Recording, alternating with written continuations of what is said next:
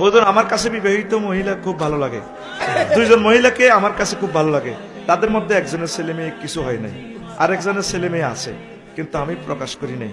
এখন আমার প্রশ্ন, তাদের মধ্যে কেউ রাজি থাকলে আমি কি বিবাহ করতে পারবো? পারবো। ইতি উমক নাম বললে মায়ের, তারপরে শারমিন লামিয়া দিন শেষ, ভাবি আমার বাংলাদেশ। ভুল হলে ক্ষমা করবেন। হ্যাঁ প্রিয় বন্ধু, আপনি সুন্দর প্রশ্ন করেছেন।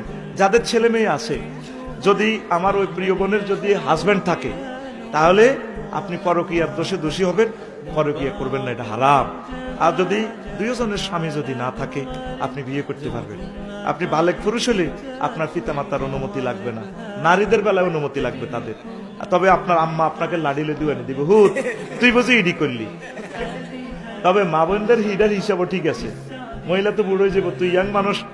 কারণ ধর আমার প্রিমিয় গাড়ির লোকের নতুন গাড়ির লোকের নতুন গিয়ার, ঠিক আছে নি? এখন গাড়িটার গিয়ার যদি মিস করে, গাড়ি অ্যাকুরেট ফিকা আসতো না।